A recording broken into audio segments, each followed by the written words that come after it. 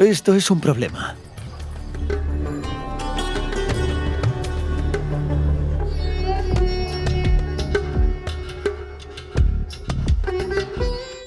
No intentes entender este país con tu lógica. Y cuanto más viajaba y hablaba con la gente, más me convencía de esta idea. Tienen su propia cosmovisión, tradiciones y autoridades en diversos temas. Mamá, es muy importante. Estoy en la consulta de un astrólogo hindú ahora mismo. ¿Podrías decirme cuándo nací? ¿A qué hora? Tienen una caballería estatal de elefantes encadenados para proteger a los tigres y rinocerontes en la selva.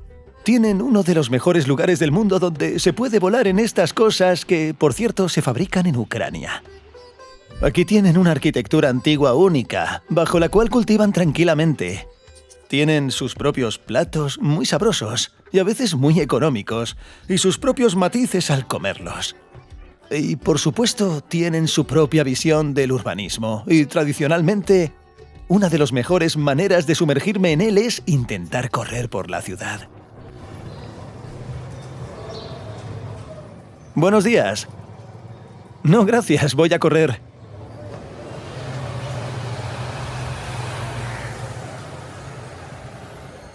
La mañana es el único momento del día en el que creo que al menos se puede correr por la calle. Fuera de esta zona turística, las calles matutinas de Katmandú tampoco parecen ser muy propicias para correr. Sus habitantes se giran sorprendidos al ver a un hombre blanco con un sistema musculoesquelético incompleto, que además deja una cámara abandonada por alguna razón.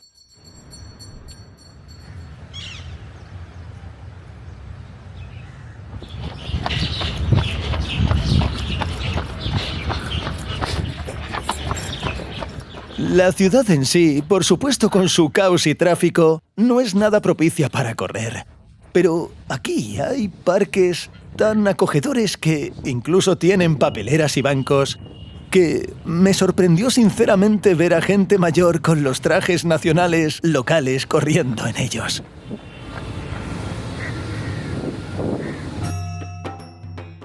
Este lugar se llama Rani Pokhari. Un estanque con agua de varios manantiales sagrados y un templo hindú en el centro. Construido en el siglo XVII, ha sufrido algunas reconstrucciones desde entonces, pero sigue siendo uno de los principales atractivos de Katmandú. Sin embargo, aparte del sendero que lo rodea, el centro turístico de la ciudad donde vivía no contaba con parques ni espacios públicos adecuados al estilo europeo. Además, estadísticamente, Katmandú dista mucho de ser la ciudad más verde. Solo el 2% de su superficie está cubierta de espacios verdes accesibles. Esto es aproximadamente 10 veces menos que en Kiev y la diferencia es aún mayor en comparación con otras ciudades de tamaño similar en Europa del Este. Pero si los lugareños necesitan tomar el aire, se suben a sus motos y en 20 minutos están en las pistas, donde el aire es fresco, verde y está lleno de parques. En cuanto a la educación física en la propia ciudad, Katmandú cuenta con numerosas canchas de distinta calidad, estadios de fútbol y cricket o muros de escalada. Pero lo que no saben es que rara vez lo encuentran tan fácilmente en el increíblemente denso y ecléctico desarrollo de Katmandú, debido, entre otras cosas, a que la ciudad carece de un plan maestro. Cada uno construye en su propio terreno como quiere, siempre que cumpla con las normas de construcción y seguridad. Para ser justos, hay algunas zonas bien desarrolladas, pero gran parte de la ciudad, desde el punto de vista de nuestra planificación urbana occidental, tiene un aspecto escandaloso. Aceras casi inexistentes o simplemente de pésima calidad, porque de nuevo, mirad, casi todo el mundo va en moto. Y el típico rollo de cables asiático que idealicé un poco en el último vídeo, pero que da bastante miedo. La razón de este maravilloso fenómeno de la ingeniería, según me dijeron, es que cuando se va la luz en algún sitio, vienen y no intentan arreglarlo, simplemente instalan un nuevo juego de cables. Y con el tiempo la cosa se complica. Sí, te vi, y esto ha mejorado en los últimos años, ya que Katmandú cuenta con un programa integral para desenredar el cableado y liberar los postes y los exteriores de la ciudad. En cuanto a los interiores residenciales y la decoración del hogar, los nepalíes también tienen sus propias opiniones al respecto. Conozco muchas historias de nepaleses que han instalado un calentador de agua a gas, por ejemplo, y tienen una ducha de agua caliente. Pero nadie la usa y no se entiende por qué. ¿Pero cómo se Con lavan? agua fría. Bueno, ya están acostumbrados y no entienden por qué hace calor. Pero se la pusieron. ¿Por qué? Alguien tiene... Bueno, el vecino tiene. El vecino tiene... ¿Sigue funcionando? Bueno, a veces sí. Hay tantas historias como esa. Y además, por ejemplo, nosotros repintamos este apartamento porque había una habitación de color verde y una rosa. Solo dejamos una pared de color azul. Es muy verde, muy verde. Tenía un verde muy fuerte, sumamente brillante. Como un templo. Sí, y les gusta esos colores. ¿Pero es una preferencia personal o son estadísticas? Estadística. Victoria y Stas, a quienes os presenté en el vídeo anterior, viven a las afueras de Katmandú, en un complejo residencial de gran altura con un aspecto e infraestructura más familiares, lo cual a su vez se considera exótico en el urbanismo local. Alquilan un apartamento sencillo que, como podréis imaginar, incluso ha sido redecorado, pero comprarlo es imposible. Un extranjero no tiene derecho a la propiedad privada. En general. Al principio parece una regla un poco extraña. ¿Qué pasa con los sobornos? Digámoslo así, tenemos 2 vecinos, China y la India. En 5 días, tan pronto como a los extranjeros se les permita poseer propiedad privada aquí, Nepal se va a convertir en Indochina. Este país es realmente interesante y un placer para los visitantes, pero incluso si llevas 10 años viviendo aquí, tienes tu propio negocio turístico, sabes mucho y estás integrado, si eres extranjero es poco probable que puedas echar raíces. La legislación nepalí ni siquiera contempla la residencia permanente. Es decir, no se puede... Es una visa permanente anual. El hombre blanco aquí, lo siento, no es nada. Deberías pensar que estamos aquí como un mono blanco sin educación. Por eso puedes hacer muchas cosas, porque eres un mono blanco sin educación. Así que, ¿qué podemos hacer contigo? Si renuevas tu vista cada año, los lugareños te tratan como a un extraño, como en Japón, como gaijin. ¿Existe alguna palabra para ellos? Hay muchísimos, un conjunto grande.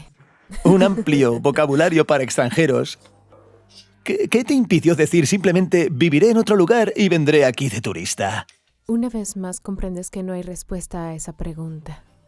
Estás bien aquí, te gusta estar aquí, bajas del avión, las escaleras, respiras y te das cuenta que estás en casa. Y no hay ninguna explicación lógica para esto.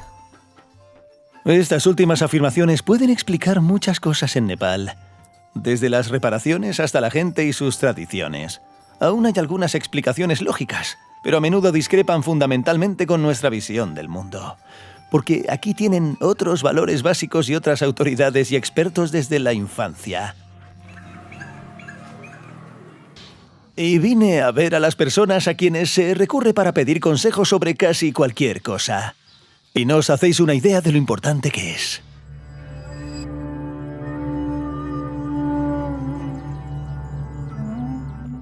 El señor Shiva Pokerele es un destacado experto en astrología y otras enseñanzas hindúes. Me recibió su hija, quien, a diferencia de su padre, habla inglés y ayuda a administrar el negocio familiar si hay extranjeros entre el numeroso público. Su lugar de trabajo astrológico no es una especie de guarida espiritual con incienso y mapas estelares, como podría imaginarse, sino una oficina común y corriente con estanterías, un escritorio con ordenador y solo unos pocos símbolos. Y por si alguien no lo sabía, la esvástica es un antiguo símbolo hindú que representa el movimiento del sol y las estrellas, así como el cambio de ciclos y estaciones.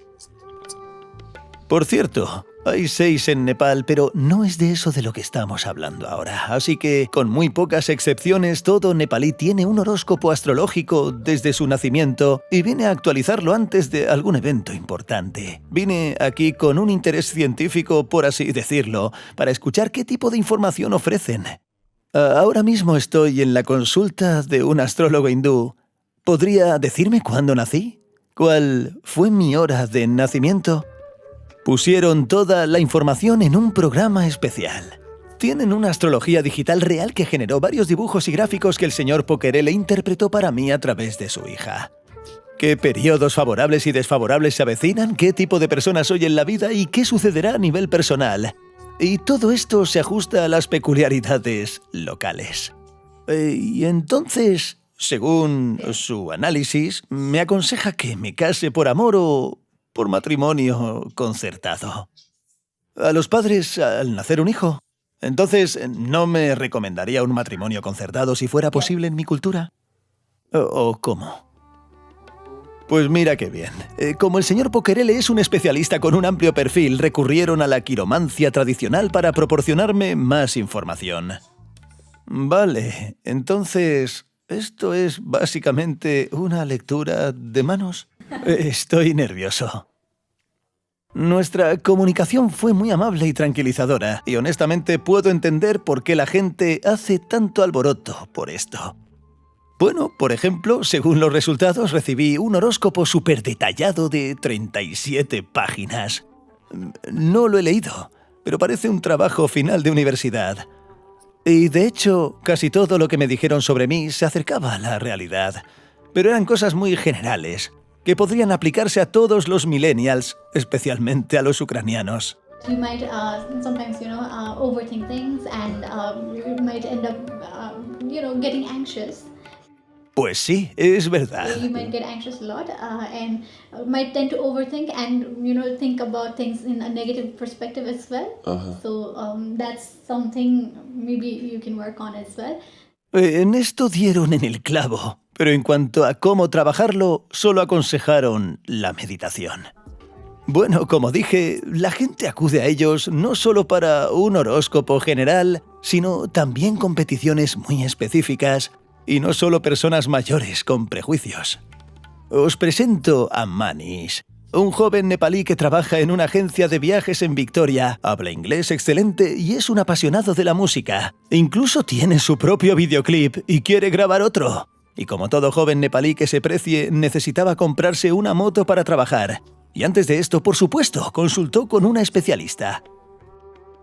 El astrólogo dijo que el periodo astrológico de Manish está más de 100 días por delante. No es un buen momento para comprar ese tipo de equipo porque es peligroso para él. Y estaba buscando algo que hacer al respecto, porque el siguiente periodo tampoco fue bueno para que Manish comprara una motocicleta. Entonces decidieron analizarlo y en realidad era muy buena idea para esta empresa y era importante, así que era algo que debía hacerse. Por lo que también lo miraron desde un punto de vista astrológico y decidieron que durante este primer mal periodo se encontraría un momento en que fuera menos malo. 2 días y cada día durante unas 2 horas. Así que fue un momento muy específico. Y Manish ya era, no recuerdo exactamente, digamos de las 2 a las 4 y a las 5 o las 2 estaba allí parado con su reloj, mirando el reloj frente a la tienda donde se suponía que debía comprar la bicicleta. Y la tienda también estaba del otro lado. Y estaban del otro lado, pendiente del tiempo. Sí, todos lo entienden. Entendieron que no tenían más que 2 horas por parte oficial y en 2 horas lo hicieron todo. Pero tenían muy en claro que solo les quedaban 2 horas. Se han inscrito. Sí, habían firmado. No he llamado a Manish en 2 días. Creo que es obvio que el chico está de vacaciones. Pero al tercer día ya no estaba trabajando, así que lo llamo y le digo, ¿dónde estás? Él dice, ¿qué quieres decir? Estoy en el templo. ¿Qué estaba haciendo allí? La motocicleta debe ser santificada. Pasaron 3 días realizando la puja, los servicios y los rituales más auspiciosos para que esta bicicleta sea santificada. Esto también fue planeado por el astrólogo. Es decir, el médico ha señalado el momento de la operación y la profilaxis que la acompaña. La profilaxis correspondiente.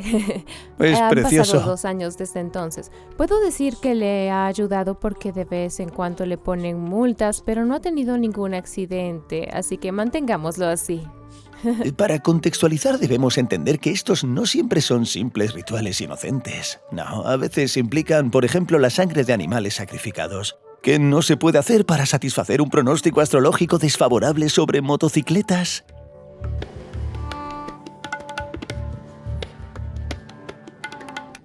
Pero la gente también acude a la oficina del señor Pokerele en busca de conocimientos más prácticos, lo que también afecta al urbanismo. astrology is one thing and Vastu is another thing. ¿Vastu? Vastu, yes, Vastu Sastra. So it's mostly related to placement of buildings. So which direction the building is facing, that also makes a lot of impact. So if the Vastu of a building is right, then you might not face as many hurdles in your business, or even in your health. It might affect your health as well.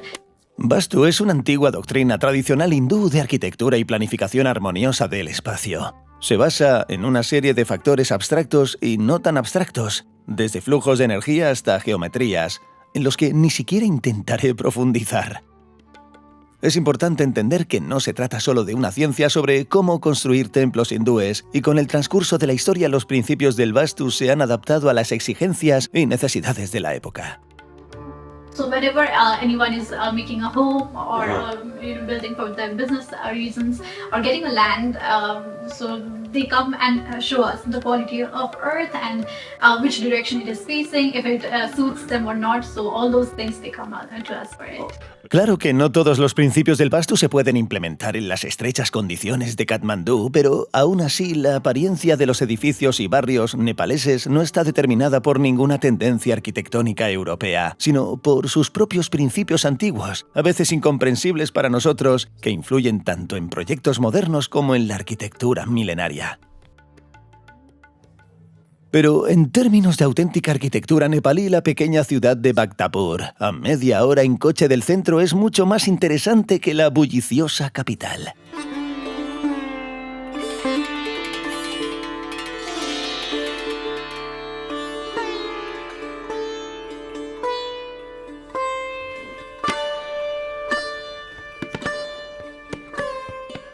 Con una población de 80.000 habitantes, Bhaktapur es la ciudad más densamente poblada de Nepal, pero su centro histórico, que es el más interesante, no transmite la misma impresión. Bhaktapur fue la primera capital de Nepal entre los siglos XII y XV, ya que estaba ubicada en pleno centro de la ruta comercial entre el Tíbet y la India. Por eso, algunos de los templos y estatuas de la zona son incluso más antiguos que sus homólogos de Katmandú.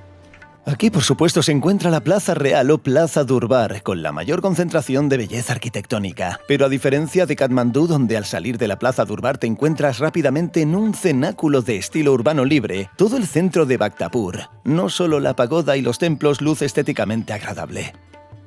Debido a la abundancia de arcilla de alta calidad en el valle de Katmandú, la construcción con ladrillos rojos cocidos comenzó a principios de la Edad Media, y por eso las calles parecen congeladas en el tiempo. A primera vista no se puede distinguir si se trata de una casa moderna o antigua. Lo más sorprendente y llamativo es que incluso en rincones menos turísticos, incluso en edificios muy abandonados, hay ventanas, balcones y puertas de madera con un nivel de detalle increíble. Al fin y al cabo, los habitantes de Nevers son realmente buenos en estas cosas.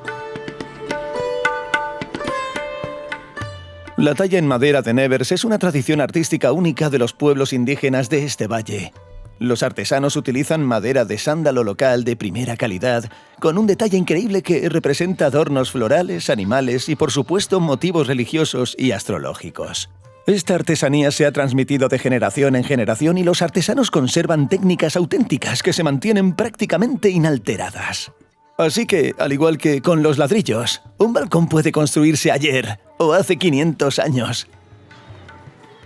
Desafortunadamente, todo esto sufrió graves daños durante los terremotos de 2015. La mayor parte ya ha sido restaurada, pero parte aún se está reconstruyendo.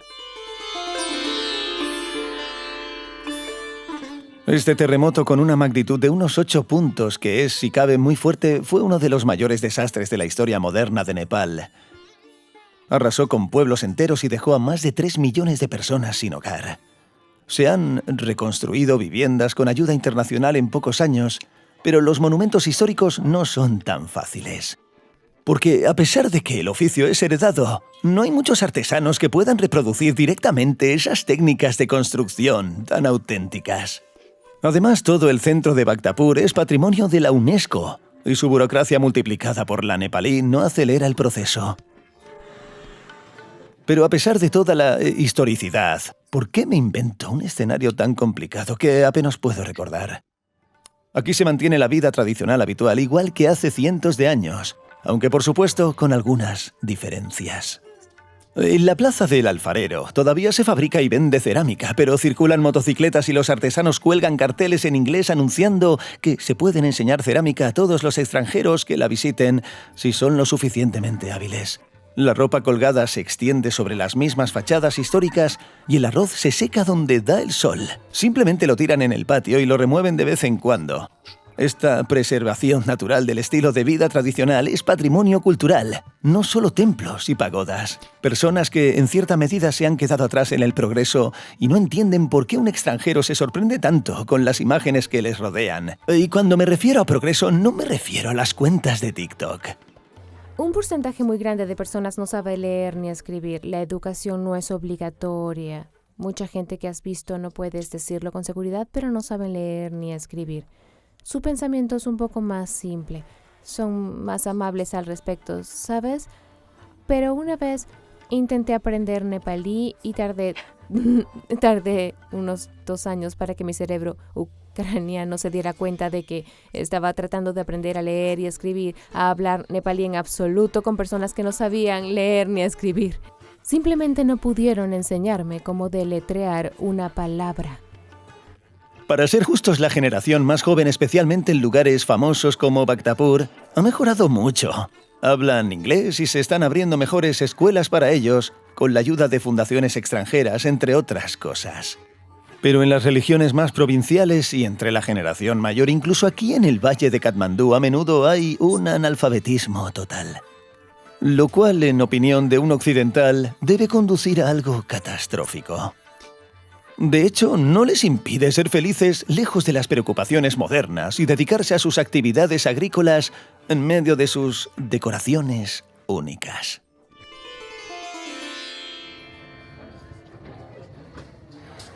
Una ciudad realmente interesante y extraordinaria, pero es hora de ir a contemplar sus ventanas de madera, en su forma, por así decirlo, de fábrica. Así que vamos a ver la naturaleza nepalí. Ya he estado allí, lo he visto y filmado todo, pero creo que debería ser después de Bhaktapur. Por eso solo lo grabo ahora.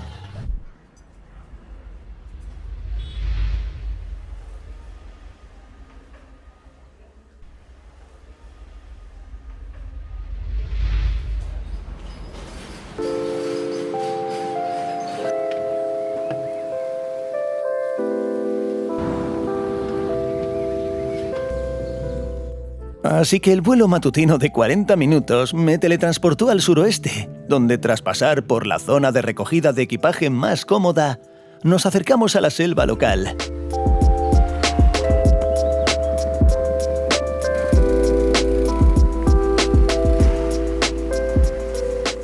Nuestro destino es un pueblo llamado Sauraja. Parece un típico pueblo subtropical asiático muy verde, muy húmedo y en su mayoría muy pobre. Pero lo que lo distingue de otros lugares similares es que se encuentra justo en el límite del Parque Nacional de Chitwan, un popular destino vacacional, tanto para locales como para turistas. Bueno, porque por las noches hay diversas presentaciones de canciones y bailes folclóricos, y la costa de Sauraja está llena de complejos hoteleros. Por alguna razón, las habitaciones de los hoteles nepaleses fuera de la capital suelen estar cerradas con candados, que son un auténtico rompecabezas. Y este en particular tiene una irónica inscripción: máxima seguridad. Bueno, por así decirlo, máxima seguridad para quienes tienen una sola mano. Y sin embargo, ni siquiera recuerdo en qué intento logré abrir mi habitación. En la cantina local me dieron una selección de probablemente todo tipo de carbohidratos locales con las especias más picantes. Y voy a la misma selva de la única manera posible, en un safari en jeep.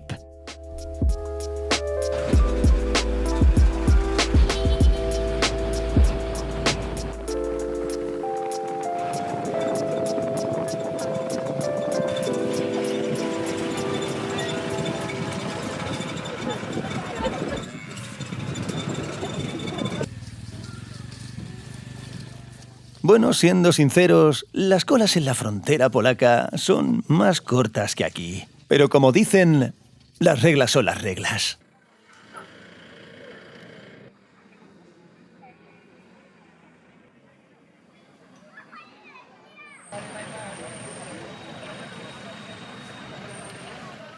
Las normas establecen que no puede haber más de 30 de estos vehículos simultáneamente en el territorio donde se realiza el safari, y solo pueden entrar al territorio del Parque Nacional dentro de un plazo estrictamente definido. Así que estamos esperando a que se libere un poco el territorio y llegue nuestro tiempo asignado. No, y no lo comparé con una frontera en vano, ya que la entrada al parque está bajo estricta supervisión militar, que revisa todos los documentos necesarios de los conductores antes de dejarlos entrar uno por uno.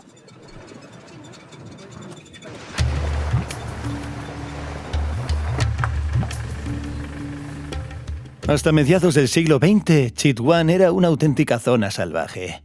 Llegar aquí desde Katmandú a pie tomaba varias semanas. Luego, en busca de más agua, los nepaleses comenzaron a mudarse desde las laderas, se asentaron y, además de dedicarse a la agricultura, comenzaron a cazar animales locales raros a gran escala. Así comenzaron a introducir diversas leyes de protección animal, y en 1973 lo declararon Parque Nacional. Y el proceso de reasentamiento de las personas que se asentaron aquí en esa época aún continúa. Bueno, el safari en sí es como un safari. Estás temblando en una camioneta color caqui que, según la ficha técnica, debería ser de color blanco ártico. He visto metamorfosis similares muchas veces y de vez en cuando uno se detiene a observar animales que no se asustan con el sonido del motor. Y algunas aves raras que el guía señala. Ciervos que son uno de los alimentos principales de los tigres, pero no son tan tontos como para aparecer delante de los turistas, así que por supuesto no los vimos. Y monos salvajes que eran más que suficientes en Katmandú. En resumen, el evento no es muy emocionante la mayor parte del tiempo. Pero cuando el trasero del rinoceronte aparece en el horizonte por primera vez, se despierta una especie de emoción fotográfica y uno se siente como el héroe de ese meme. Sí, te he dado en el culo. Claro, la frase culo de rinoceronte tiene una connotación cinematográfica ligeramente diferente para los millennials, pero no vamos a entrar en detalles. Espera, mira. Los rinocerontes son uno de los animales de Nepal más amenazados por los cazadores furtivos. Y ver a estos gigantes a 50 metros de ti sin ninguna valla es una experiencia realmente interesante.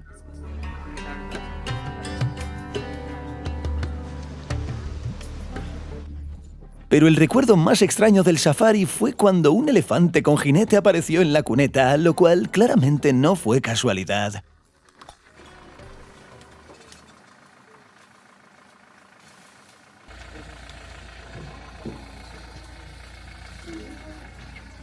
El elefante ha aprendido a aceptar propinas. Creo que este es el culmen de la evolución. Obviamente no se trata de ninguna evolución, sino de un entrenamiento riguroso. Nepal es uno de los pocos países del mundo donde aún se pueden tener elefantes en propiedad privada. Los Chitwachans compran y crían elefantes principalmente para pasear a los turistas. Puede parecer hermoso y exótico desde fuera, pero varias organizaciones protectoras de animales llevan años indignadas intentando contactar con las autoridades nepalesas. Sin embargo, las autoridades no están muy dispuestas a hacer nada al respecto, ya que también tienen sus propios elefantes estatales. Este lugar se llama Centro de Cría de Elefantes. Aquí viven varias docenas de elefantes y sus crías, todos concebidos del mismo padre. Un elefante llamado Rolando, quien según los criadores locales posee el mejor acervo genético. No, pero no parece un centro familiar agradable y las organizaciones protectoras de animales no están muy contentas con las condiciones de los elefantes en este establo. Están encadenados de 4 a 10 y en ese intervalo, como corresponde, se les quita la cadena. Un jinete especialmente entrenado los monta y los acompaña a la selva. A veces estos elefantes del gobierno también son utilizados por el ejército para patrullar la selva. Los militares los utilizan para buscar cazadores furtivos en lugares donde no se puede conseguir un jeep ruidoso.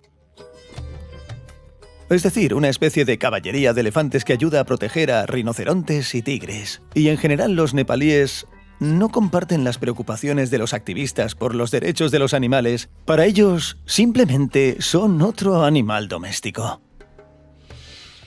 Sí, se podría decir que cada persona tiene sus propias características culturales. La oscuridad de la temporada resalta aún más. Un oxímoron lo salvaje que parece Chitwan, al menos para el ojo occidental. No hay puertas en las casas, o simplemente no cierran. Y desde la calle se puede ver a la gente cenando en el carro. Algunos juegos de mesa tradicionales se juegan en la misma carretera, y en las propias carreteras, además de las típicas motocicletas, también hay elefantes particulares que regresan del trabajo. Eso sí es tráfico.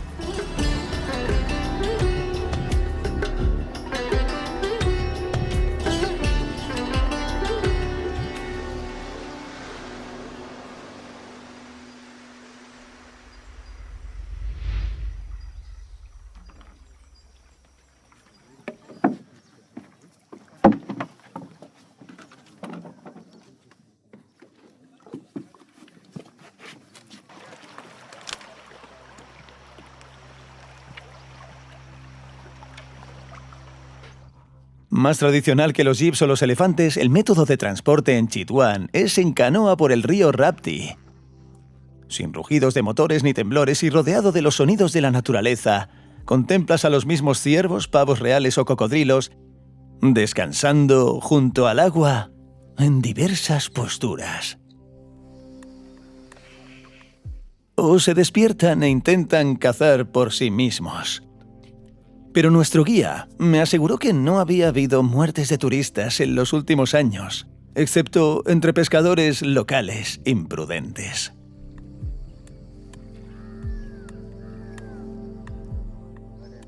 Una de las cosas más asombrosas de todo este proceso es el transporte en sí. Esta canoa está hecha de un solo tronco de un árbol local. Se necesitan 3 meses de tallado a mano para hacer una embarcación como esta. Y solía ser la única forma de moverse por la selva, pero ahora se usa a veces con fines logísticos, pero sobre todo para esos paseos turísticos tan melancólicos.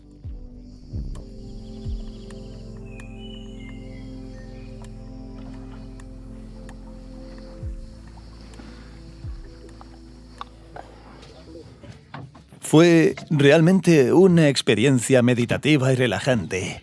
Pero ahora volvamos a la bulliciosa ciudad. Así que regresé al aeropuerto local, cuyo control de seguridad y sala de embarque son tan cómodos y tropicales como la zona de recogida de equipaje, y esperé mi siguiente vuelo de 40 minutos. Creo que un indicador de un país no muy desarrollado es que la primera y más fiable forma de viajar es el avión. En Japón y Europa, por ejemplo, tienen ferrocarriles y excelentes carreteras, pero aquí no confío en sus carreteras ni en su tráfico. Y aquí no hay ferrocarril en absoluto. Nepal tardó relativamente en desarrollar su infraestructura y debido a la constante agitación política, la corrupción y la falta de personal cualificado no ha progresado muy rápidamente. Para ser justos, la calidad de las carreteras ha mejorado significativamente en los últimos 10 años, pero aún así las inundaciones suelen arrasarlas y puede llevar de 4 a 8 horas recorrer 150 kilómetros entre ciudades. Por eso es más seguro volar.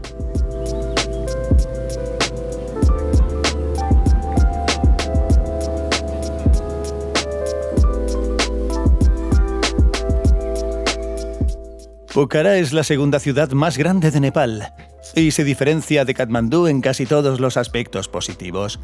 En primer lugar, geográficamente. La ciudad está situada cerca de las faldas del Himalaya, en un estrecho cordón de verdes laderas cubiertas de terrazas agrícolas. Su estética es muy asiática. En segundo lugar, es urbana. Sí, todavía tiene el edificio astrológico nepalí, pero de alguna manera no se siente tan estrecho. El aire es más limpio y el tráfico no parece tan frenético. E incluso ir en mototaxi en Pokhara da la sensación de ser más seguro. Pero por supuesto es recomendable sujetar la moto con todas las extremidades disponibles y no la cámara. Y al igual que en Katmandú, una de las principales actividades de ocio es tomar una mototaxi o tu propia moto hasta la ladera de la ciudad, encontrar un restaurante panorámico con una vista como esta y tomar un café. Y en la ciudad es más acogedor y relajante visitar cafeterías callejeras al azar. Y ya que he hablado de lugares, hablemos un poco de comida. A ver, no entraremos en el terreno de un estudio gastronómico completo, pero solo os hablaré de un par de platos nepalíes fundamentales. El primero son los dumplings, con diferentes rellenos llamados momo. Uno de los platos más populares que se puede disfrutar en todas partes, desde puestos callejeros hasta restaurantes más presentables. Es un plato tan popular y extendido que incluso aparece en anuncios de refrescos en lugar de algunas hamburguesas. Y un dato importante es que el momo se moldea justo antes de cocinarlo en todos los restaurantes. Es decir, no son preparaciones congeladas, sino cocinadas, como dicen al cuchillo. Vienen en diferentes formas, con diferentes rellenos, con diferentes especias, pero donde quiera que los he probado nunca han estado nada mal. Y el que mejor recuerdo fue un café muy acogedor en una de las callejuelas de Pokhara. Su plato estrella, que cuesta unas 150 grivnas, es un plato supremo llamado momo con carne de diversos tipos de preparación. Momo hervido, frito y guisado en salsa. Tradicionalmente se sirve con salsa picante. Vamos a ver qué tal está este plato. Hay que tener cuidado con esta salsa de momo, así como con muchas otras cosas de su cocina, porque, según el restaurante, puede ser extremadamente picante. Aquí está bien, con sabor a naranja y bastante picante. Pero el momo guisado en salsa resultó ser un poco más traicionero y me quemó un poco la boca. Pero me lo terminé todo, porque estaba riquísimo y muy jugoso. Aquí me sirvieron un plato muy extraño con este plato de momo. Es como un guiso con verduras, especias y fideos instantáneos, casi crudos. Puede que esto sea algo nepalí súper auténtico, pero me trae recuerdos de las mismas meriendas escolares. Venga, dale a me gusta si también machacaste fideos instantáneos en un paquete, los cubriste con especias y los comiste como si fueran papas fritas. ¿Has visto cómo manipulo los me gusta? Oh.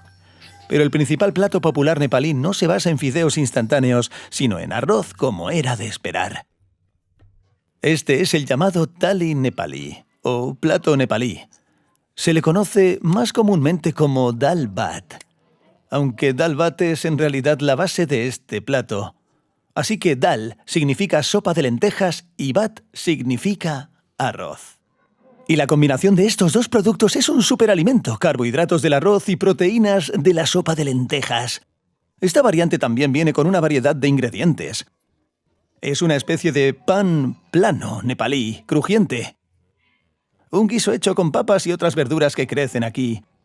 Y algún relleno que sea vegano o no. En mi caso es pollo al curry. Lo como así. Se toma dal, la misma sopa de lentejas, y se vierte sobre el arroz. Se mezcla y se le añaden todos los demás ingredientes. El resultado es un plato de combustible nepalí puro y sin adulterar. No es de extrañar que aquí tengan una expresión popular, Dalmat Power, 24 horas. Es muy calórico. También es interesante que este plato se coma tradicionalmente con las manos. Y específicamente con la mano derecha, porque la izquierda se considera tradicionalmente impura en Nepal. No debería confundirme con esta tradición. No es la primera vez que menciono la costumbre de hacer algo con la mano derecha, comer, tocar tambores de oración o pasar algo. Y no se trata solo de un prejuicio infundado. Es común en toda Asia. El papel higiénico es una invención bastante reciente de la humanidad. Antes de eso, ¿qué había? Bardanas y agua. Así que tampoco hubo jabón durante mucho tiempo, especialmente en estas zonas. ¿De dónde venía el jabón? Entonces usas tu mano izquierda en el baño porque tienes que usarla, tienes que mantenerte limpio, y cuando hablas con alguien, cuando comes, porque comes con tus manos, comes con tu mano derecha. Y eso es parte de la tradición. Es parte de la regla que sigue toda la sociedad. Esto se superpone con el hecho de que vas a transmitir un demonio, que vas a transmitir algo más. ¿Por qué no? Porque intenta explicarle a una persona común por qué no es bueno dar algo con la mano izquierda después de salir del baño. Así que este es uno de los muchos casos, de hecho, donde algunas costumbres extrañas tienen una base muy práctica. Aún así, en general, incluso los lugareños lo comen de esta manera más familiar, con cubiertos, porque no hay suficientes servilletas para limpiarse los dedos después. El nepalí thali, por cierto, no siempre se trata de dal bhat, no siempre se trata de arroz. También existe una variante puramente local, el llamado dindo. Sí, es muy fácil equivocarse con una letra, pero es N, no L. Antiguamente considerado el alimento de los pobres en comparación con el arroz, esta apetitosa masa se elabora con harina de mijo, trigo, sarraceno o cebada hervida durante un largo tiempo. Su sabor recuerda a pienso de animales. Aquí es donde realmente tienes que probar todo lo que te sirven.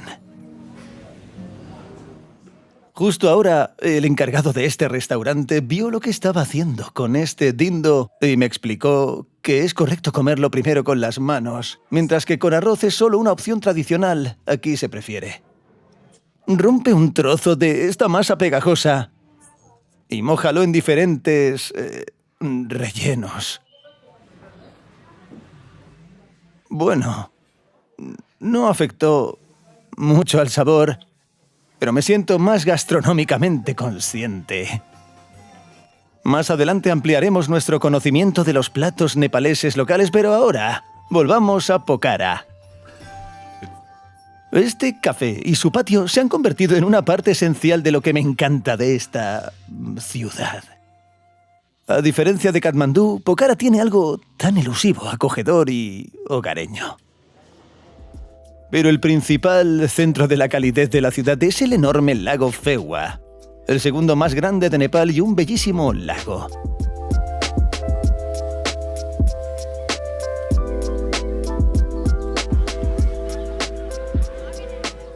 Los barcos salen constantemente del muelle local hacia la isla donde se encuentra el templo, uno de los principales festivales de la ciudad. En la orilla, tanto lugareños como visitantes cenan en cafés locales o, como es tradicional, se toman fotos con el magnífico atardecer como telón de fondo. En resumen, el ambiente aquí evoca la maravillosa Ternópil nepalí.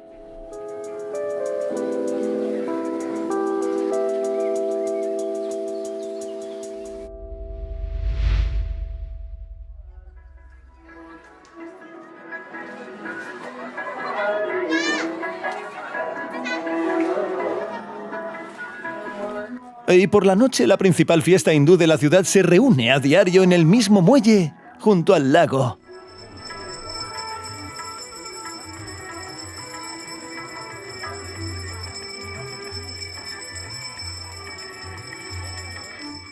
La ceremonia Arati es la forma más alta de servicio a la deidad.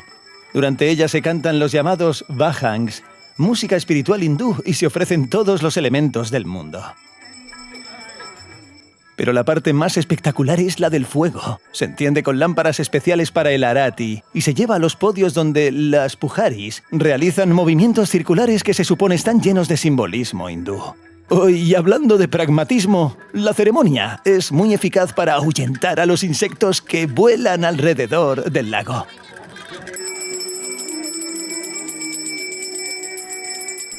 Vale, bromas aparte, se ve muy hermosa, melancólica y algo hipnótica. Y cuando al final algunos espectadores comienzan a bailar, que también forma parte del ritual, uno se convence de que no se trata solo de una actuación para ellos, sino podría decirse de una dosis diaria de dopamina.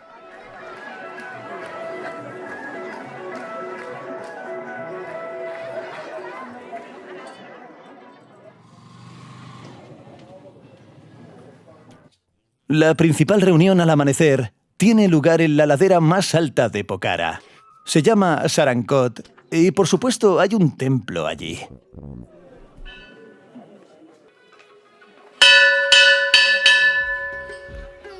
El camino hasta aquí toma aproximadamente media hora en coche desde la ciudad y otros 15 minutos de una subida bastante empinada hasta el mirador, donde la gente toma los mejores lugares para ver el sol, que debería iluminar el paisaje a su alrededor con una cámara en la mano. Pero hoy las vistas no están despejadas.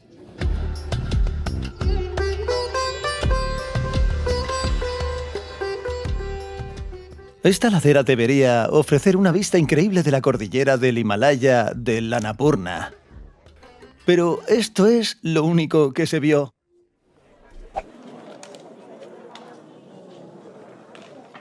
Además, las laderas que rodean la ciudad y el lago pronto se cubrieron con un manto de nubes, una especie de fiasco para la satisfacción del amanecer. Pero la buena noticia es que además de escalar las laderas sagradas, existe una oportunidad verdaderamente única de sobrevolar las nubes e intentar ver el Himalaya de cerca.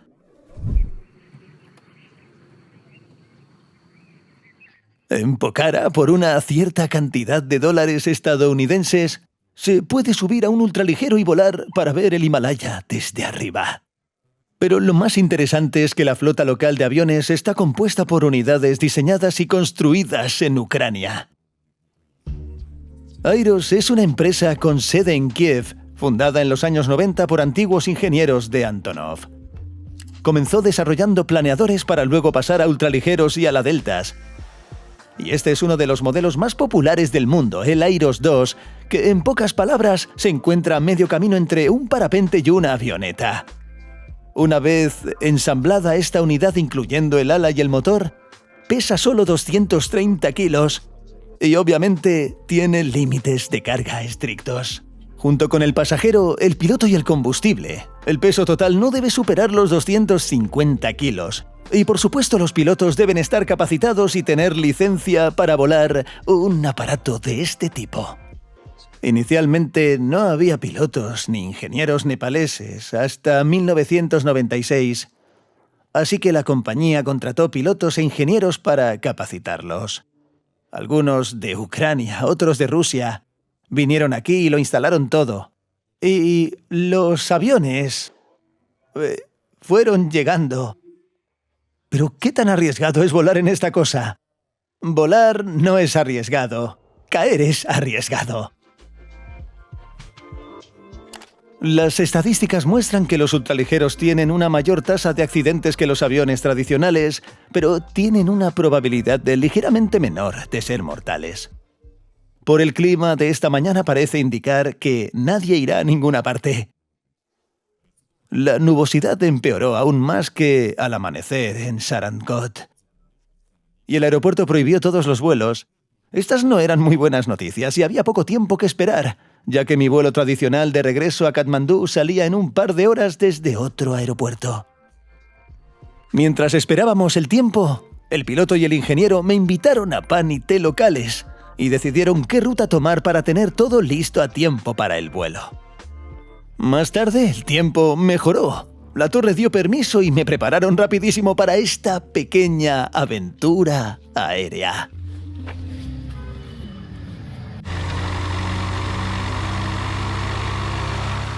Bueno, el despegue fue muy interesante. El piloto ganó velocidad rápidamente y casi sin esfuerzo retiró el timón, lo que elevó el ala, y al instante volamos para ver Pokhara a vista de pájaro.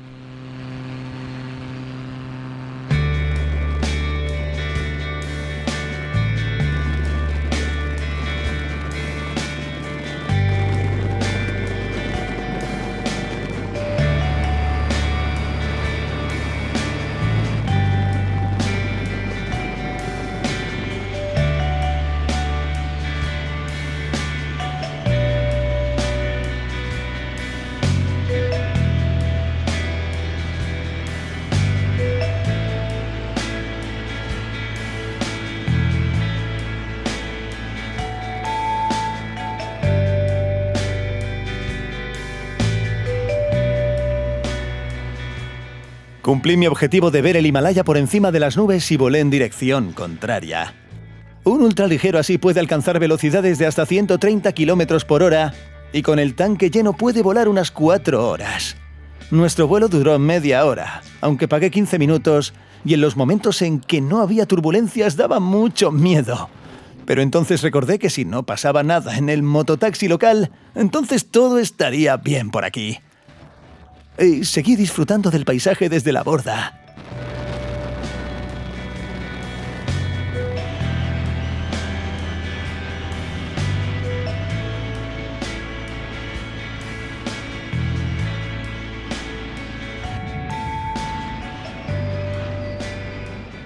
Tanto el aterrizaje como el despegue fueron bien. Pero en los primeros segundos, cuando las pequeñas ruedas rodaban sobre el asfalto, para ser sincero, me cagé vivo.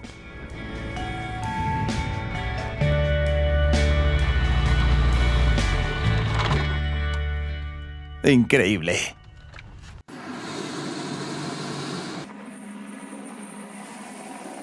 Y quizás, incluso más que el vuelo, recuerdo la actitud de todo el equipo y lo mucho que se esforzaron para que tuviera un buen vuelo. Y sí, es justo decir que les pagan por su servicio y por conseguir que el cliente vuele. Pero su hospitalidad va un poco más allá.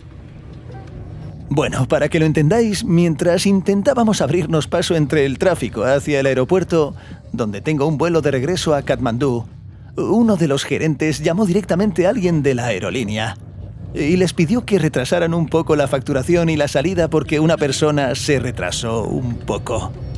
Y este desvío de Pokhara y los intentos de conseguirme un vuelo a cualquier precio que lo consiguieron, claramente no eran de su competencia. Y solo tengo una explicación para esto. Ese dicho nepalí sobre invitados y dioses no es solo palabrería. Y definitivamente vale la pena venir aquí. Quizás sea una burbuja turística, pero hay muchos ejemplos de esto. Un guía en Chitwan que se aseguró de que aprendiera un versículo en todos los lugares a los que planeaba ir. Un auxiliar de vuelo que vio lo difícil que era para mí debido a mi altura y me trasladó a la salida de emergencia. O un agente de viajes llamado Gang que reservó todos mis vuelos internos y hoteles, ya que no todo se puede encontrar en línea, y estuvo en contacto conmigo a diario constantemente. Durante este viaje pasé más tiempo chateando con él por WhatsApp que con cualquiera de mis familiares. Todo a la vez. En resumen, un auténtico Gang de primera. Oh, el taxista de Pokhara, que me habló de su ciudad de forma muy interesante y paraba donde le pedía sin ningún cargo adicional. O de nuevo el encargado del café, que muy amablemente me explicó lo que estaba haciendo mal con Dindo. Y sin embargo, aunque gran parte de su lógica y visión del mundo escapa a la comprensión del cerebro occidental, estos diversos actos aleatorios de hospitalidad seguirán siendo una de mis principales asociaciones con Nepal y los nepalíes.